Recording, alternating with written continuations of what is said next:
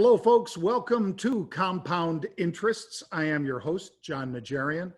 And in these discussions, we frequently get people that are very recognizable, certainly a heavyweight champion with a 15-year career that went 41-2-1 in that career, that knocked out Mike Tyson, Evander Holyfield, and Klitschko in that career. Well, you might imagine that that guy is going to be pretty recognizable. And that man is Lennox Lewis. He is a Canadian and British citizen. He has just made a pretty significant investment in a Canadian cannabis company called New Maple Holdings and Can We. They have a consulting arm and a growing arm. And he is now a consultant with them on the recreational side of their business as far as the cannabis. And I think you'll find the discussion interesting. We've also got the co-founders, as I said, Mickey and Karim, who will give you a little insight into how big a grow facility is and the hydroponic grows versus the outdoor grows and so forth. So give it a watch, give it a listen. Let us know what you think. I am John Najarian for Compound Interests. Let's listen to Lennox Lewis. Thank you for having me. One of the first things, folks, that I said when I saw Lennox today was, what happened to the dreads? And so I thought I'd let you guys hear it at the same time. Lennox likes keeping and surprising people, I guess. Lennox, what happened? All of a sudden you went from a whole bunch of dreads hanging down to shaving your head. Let me tell you, I must be like crazy in one sense because, you know, I stopped boxing and cut my hair. And my hair is one of the things everybody knows me about. Mm-hmm. Mike Tyson put a tattoo on his face, so everybody knew when he was coming. But the funny thing, what happened to my hair, it's kids. My first kid, he was like, hey, I like your hair. Rank, yank. Couple locks came out. Second kid, couple locks. Third kid, couple locks. Fourth kid, no more locks. That was it. So I think, you know, somebody was telling me something, and it was my kids. Like, I don't need them anymore. You know, they belong to them. So I actually have them saved for them. Oh, so they still have them. Yes. I said, this is the locks that you grabbed out of Daddy's head.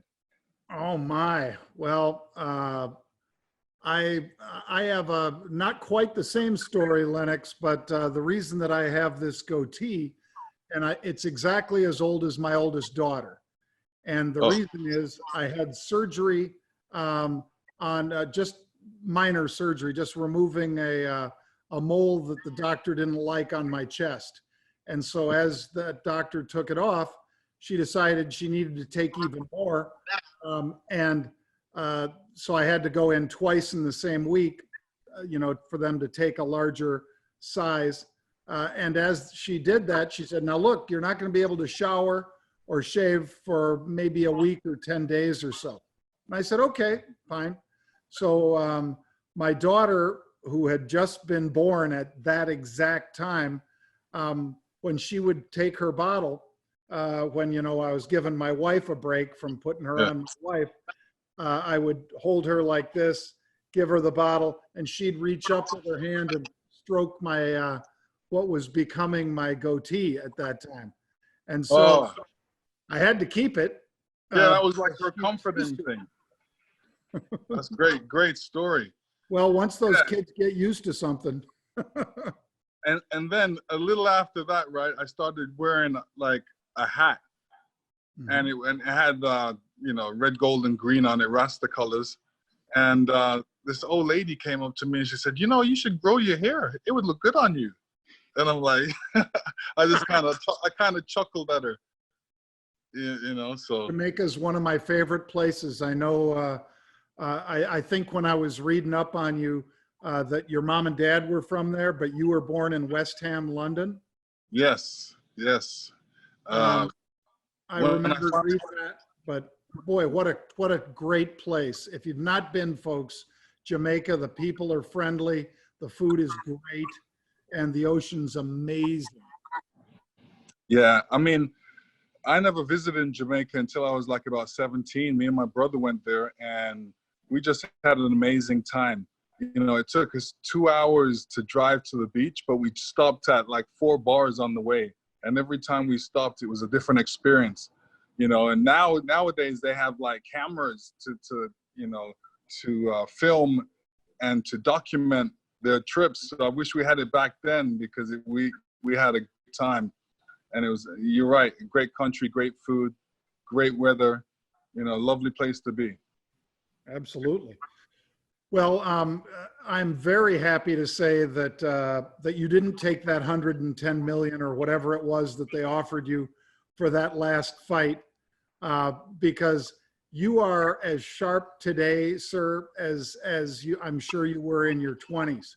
And Thank there you. aren't a lot of boxers that can say that. So I think you made a very smart decision. Yeah, I mean, you know, part of my reason was because Muhammad Ali was, you know, a great inspiration in my life when it came to boxing. And, you know, I told people, Muhammad Ali's my hero. Everybody said, well, didn't you think he carried on boxing too long? And I was like, you know, that was always in the back of my mind that, okay, well, I have to know when to retire, when to call it a day. And, you know, that's what I did. You know, I accomplished my goals. So it's time for somebody else to accomplish theirs. Yep. Well, I think it's a great part of your legacy too, because folks, when you look up this gentleman's career, I mean, just some legendary fights, knocked out Mike Tyson, great fights with Holyfield, Klitschko. I mean, you know, there aren't a lot of heavyweights that go 44-2-1 for a career, but Lennox Lewis, the Lion, he's one of those heavyweights. So again, it's a privilege to be talking to you, Lennox. And Thank you. I had to ask you a couple things beyond boxing, and I will ask you about boxing as well, but I noticed that you were in the Celebrity Apprentice also. Yes. So first of all, how strange is that, the way the world works, that the president of the United States was, one of the folks that is there running this, what was then a very popular TV show, and now he's one of the most powerful men in the world, and you were one of his favorite people on that show. Yeah, I mean, it was great being on The Apprentice. We were doing it for charity at the time, and it gave me a look into big business, how to really conduct yourself, what they're doing at this point. And when we had a couple different things to do, I could see how different people ran their business. And one thing they're afraid of, everybody's afraid of, that gets nervous about, is going in that boardroom. And I'm like, what's this about the boardroom? So, when I was in there and a couple of people got fired, I understood, why they were concerned and nervous. But being an athlete, from the athlete side, I'm learning, before a big fight, I got to get loose and stay loose. So this was it. Anytime I'm going to the boardroom, I'm staying loose and relaxing, taking deep breaths. So it didn't affect me like it affected everybody else. Well, I think there's a confidence that had to come with being a heavyweight champion too. Yeah. Because, and then, a lot of people hate that word. You're fired. Oh yeah. And so it was interesting being on that show with Donald. And actually I had the opportunity of going back to the White House and actually seeing him, in his environment, and he loves it. So, he loves being president. I'm thinking, who wouldn't love being president? They get to give out orders. Yeah, it's the ultimate you're fired. And he's been doing that a lot, by the way. Yeah. Yes. A lot. No, I'm like, this guy, I can see the show now. Yeah. Well, now, as far as some of those fights, and then I want to get to your investments and, this career outside of boxing that you've created for yourself. But when you were boxing, I played football, you played football. I know you were a basketball player, Canadian football player. and obviously had these Olympic dreams and went through 2 cycles of that. Yes. One thing that I tell people all the time about pro football is, and you know, not to be funny or anything, but you wouldn't believe how much it hurts because it's fun. Oh yeah, it's fun. Sunday is fun, but Monday morning isn't so fun because you're licking your wounds, and there's a whole bunch of people, you know, Lennox Lewis's size folks, 6'5", 250, that are running 4.55, and they're running right at you. And when that collision happens, you know, that's a big collision. And your body feels it, your neck, your shoulders, your back. Boxing has to be that on crack. I mean, boxing, Lennox, has to be like, turn that up to 11, the kinds of hits that we took in football. Yeah, I mean, boxing is one of those sports where there has to be contact. And even the training aspect of it is the most, it's a sport that everybody wants to do. Even the people that want to get in great shape, they do boxing training. Mm-hmm. So it beats up on your body, and even in the fight, yes, you can get a concussion, and there's a lot of punching in the head, a lot of punching to the body, so we get bruised up pretty well. Now, do you still stay in shape with any of the rope skipping or any of the rest of it, the road work that you guys are all famous for doing to keep your wind up, and after you're done boxing, just to stay in shape, keep your heart good? Well, that's very important. And, I'm a person that plays all the different sports. So if it's basketball today, it's basketball today, volleyball, I can play all the different sports. So that's what really keeps me active, especially when you have 4 kids, they're running around as well. So, it's important to stay in shape. It's important to take good vitamins. The Lennox vitamins are out by Dr. Tobias. So these vitamins are set for all different types of people. We got the joint, we got the daily essentials, and we got the performance. So it depends on what you're doing. You can have those. And, a lot of people say, yeah, you're a legend. Or every time I go somewhere, you're a legend. I'm like, okay, thank you. I want to be a living legend, and living legends live a certain way. So you'll see how I live as I go along. Yep. Well, like I say, it's a privilege to have you on, and it's certainly wonderful that you've been able to make investments, like you say, in Dr. Tobias's company and in what we're talking about with these 2 gentlemen. The rest of you have been wondering, well, who's Mickey and Karim? Mickey Batch and Karim Neme are 2 of the co-founders of the cannabis company that Lennox invested in, folks, because the 3-time heavyweight champion decided to, put a little bit of that hard-earned money into New Maple Holdings, which is a Canadian company that specializes in design of cannabis farms for medical use. And they offer technical advice for new enterprises, in the cannabis industry. And We Growers is a huge licensed cannabis producer. And they have licenses with the likes of Germany. Those licenses are pretty hard to get, folks. So when Lennox picks an opponent when he's boxing, obviously he and his manager did a nice job picking a good amount of top contenders. And then when Lennox decided to invest in cannabis, he picked some top contenders too. So with that introduction, Mickey, if you don't mind, I'll start with you and then I'll go to Karim. You guys had to be pretty excited when you got Lennox Lewis excited about joining your firm. Oh, definitely. Yeah. And thanks for the introduction.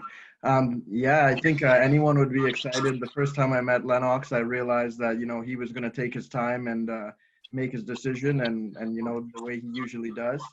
And after him doing his due diligence, really seeing the product, seeing the company, actually seeing us grow it, it was really validating to see that, you know, it satisfied his criteria for high quality, and him making that investment into us really made us feel, you know, really, really positive about ourselves and about the future of the company. It really validated our model to stay private and really have a long-term view of the cannabis sector. So yeah, very excited and really excited for the future of it. Karim, just like Mickey said, it's a privately held company.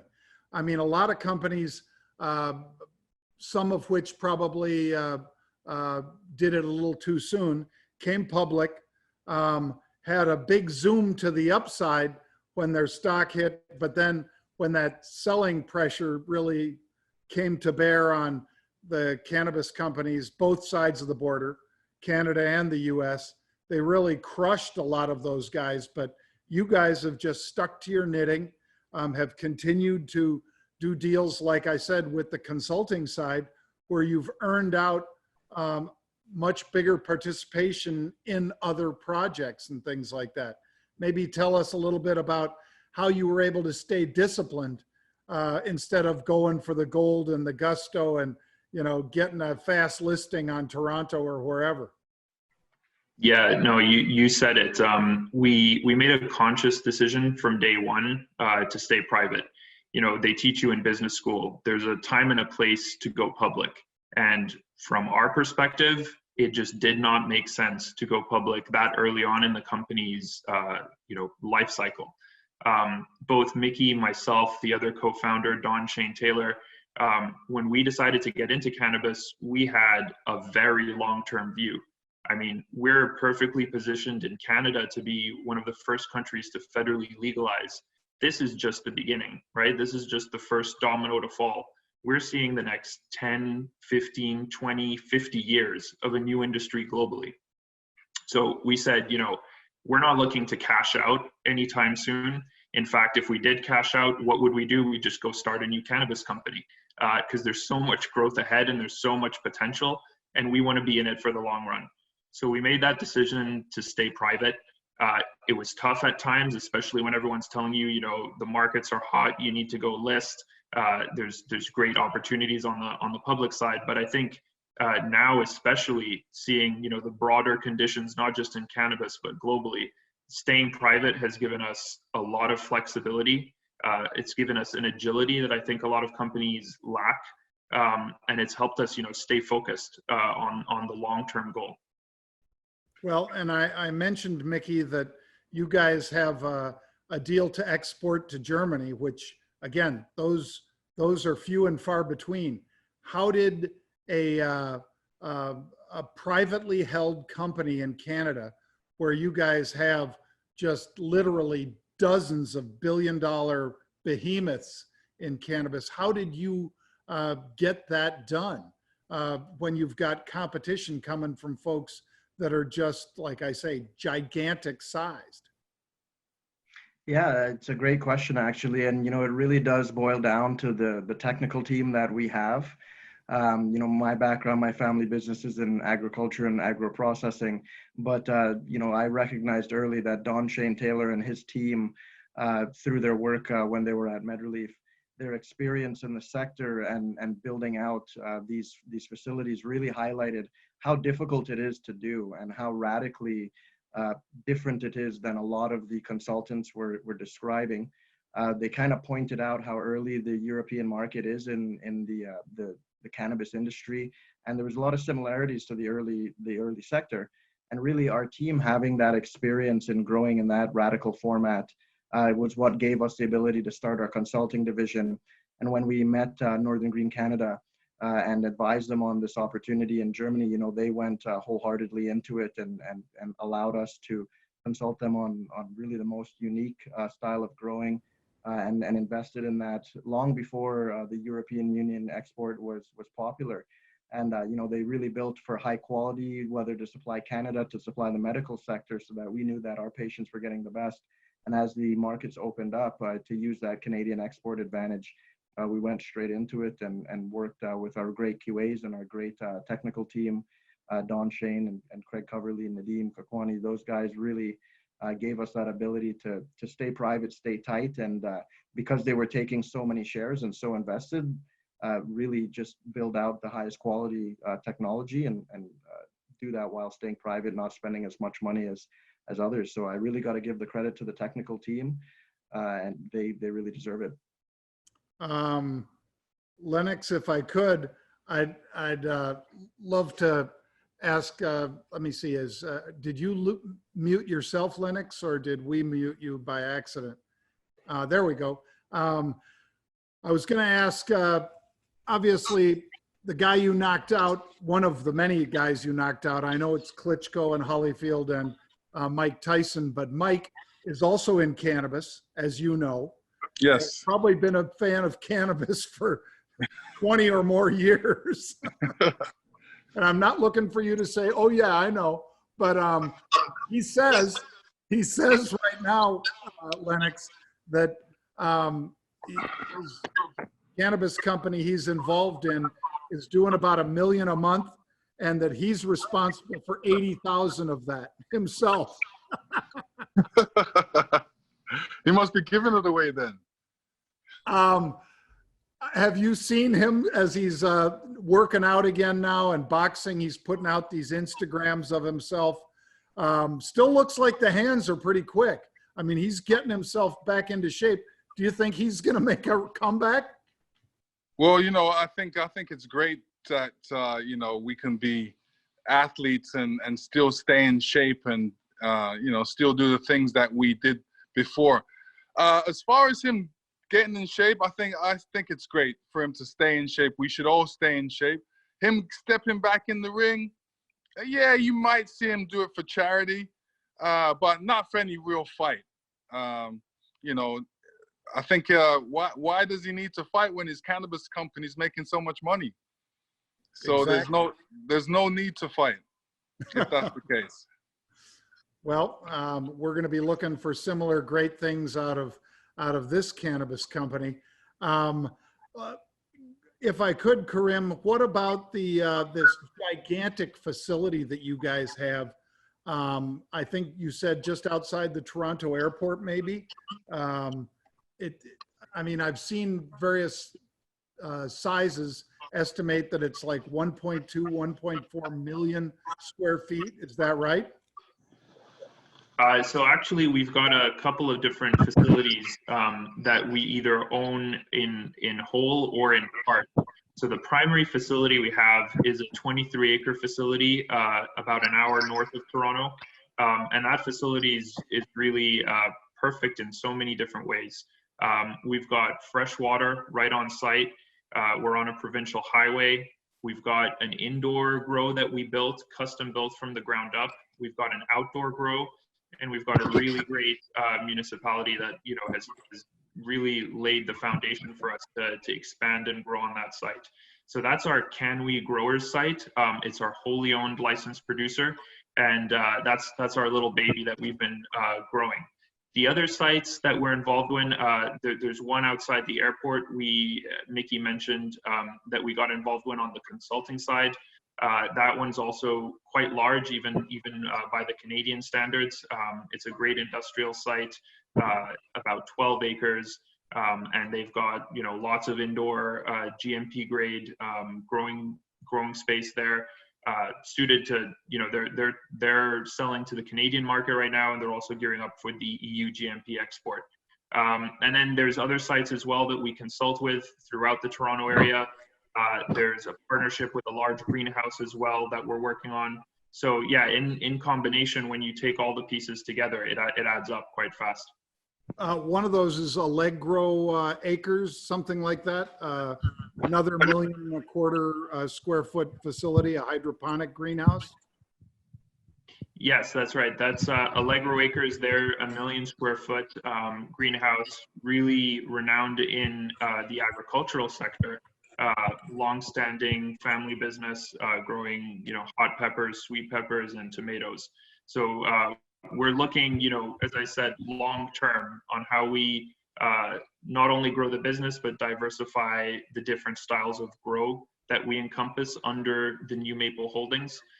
So that's another one that we're really excited about. I'm sure. Well, I mean, it just seems like you know, when we met at that Benzinga conference, you know, maybe a year and a half ago up in Toronto, we knew that a lot of folks had various vegetable grows, but also were doing cannabis grows because of, you know, the opportunity to make that facility work even harder, if you will, and become more profitable. And so I'm not surprised that you guys, being a bunch of entrepreneurial Canadians, would jump in there and figure out a way to make a buck there. So my hat's off to you. By the way, folks, you may know this already, but Lennox is both a Canadian and British citizen. And the two gentlemen, Mickey and Karim, are Canadian citizens, but Lennox is one of those dual citizens, as I am, by the way. I'm Nice. through my wife, I'm a Irish citizen as well, Lennox. Oh, nice. Nice. Irish eyes are smiling. Yep, and it's certainly nice when you can pull out that passport when you're traveling within the EU, at least for right now. We'll see what ends up happening with Brexit and so forth. Lennox, are you using any of the products yourself from New Maple, or can we? Yes. And I find some of them really good. And, you know, there's a lot more products that they're going to be coming out with. So I'm very happy that, you know, I'm with New Maple because, you know, I said to myself, you know, if I'm with the people, they have to be the best. So I did my due diligence for like at least a year before even saying yes. And what I was really happy about was all the marks that they set for themselves, they achieved. So I'm like, you know, if you set these 15 marks, and yes, you did achieve them, this, you know, what you say and what you do, you mean. So very happy with New Maple. Glad I did the investment as well. And just to be clear also, folks, Lennox is not just a consultant to New Maple and Canwe. He is an investor and working with them on the sports recovery side of the business to further push it out and grow it with obviously the fan base, but also with all these athletes that sort of understand, just like we mentioned about Rob Gronkowski. But you've got Joe Montana. He's a big investor in a California cannabis grower. You've got a whole host of athletes that have become Durant. I think Kevin Durant also involved. And I'm sure there are dozens of others that I just off the top of my head can't get the names, but I know they're in there because they're looking for either the relief from pain, they're looking for some of the benefits on the sleep side, and you know, there are both the medical and recreational benefits of cannabis. Which do you guys think, Mickey and Karim, are the most sought after right now? When somebody says that they, you know, would like to get some of your product, what is the #1 seller as far as, you know, what you guys produce? Yeah, definitely. I think, you know, one thing we don't really pay too much attention to is how early we are in the market. A lot of people talk about the 2.0 products and about the oils. Right now, we still see there's a high demand for dried flower, especially high quality dried flower, which the regulated sector is having a difficult time ramping up, taking its time to get going. But really, I'm excited for, as some of the medical research comes out and some of the big institutional universities start separating the compounds that cannabis produces, it really opens up quite a different variety of compounds that we could sell, whether it's CBN, THCA, there's different compounds that really we have barely scratched the surface on. So right now we see a lot of demand for the CBD oil, the THC oil, and the dried flowers, especially even CBD flower and THC flower. But in the future, as we begin to bring on different compounds, I think that all different sorts of medical fields are going to recognize that. And even on the adult use side, that some of these compounds, totally separate from the traditional ones we know, will actually become quite popular, whether it's sleep or minor pain. It'll really get a lot of attention. How about yourself, Graham? Do you think the flower is going to be the main way to go for several years still? Yeah, I mean, there's this debate back and forth about how popular flower is and is going to be. I look at the actual sales data, and there's some pretty recent data that came out of Canada, showing, flower and pre-rolls still combine and command over 75% of sales in Canada in the legal sector. And I think there's a clear reason for that. At the end of the day, once you start getting into cannabis 2.0 products and extracts, it's difficult to differentiate the quality. With the flower, you can actually see it, you can smell it, you can touch it. So if that company that you're buying from puts out a really great flower, well, all of a sudden you're going to have confidence in the other products they put out too. If you know that the technical team knows how to grow and can actually respect the plant and get the best flower out of this plant, then you know that everything down the line is going to be equally as good. So I'm confident that there's always going to be a market for. You're going to see it kind of segment into the value brands, but there's always going to be that demand for something special, right? That special occasion when you're with friends or you're celebrating, and you want to actually share the experience. And I think only flower can really deliver that. Beautiful. Well, guys, I really appreciate the time. Folks, you've been hearing from New Maple Holding, two of the three co-founders, Mickey and Karim, and of course, heavyweight boxing legend, Lennox Lewis, who's made a significant investment in New Maple Holdings and Canweek, and is now on their sports recovery side of their business as a consultant. So guys, I really appreciate your time today, and I hope you have a great rest of your afternoon. Thanks for having me, and blessed to everyone. You guys stay safe out there. Thank you. Yeah, thanks so much for having us, John. Appreciate it. Have a great day. Thanks. Take care. Thank you.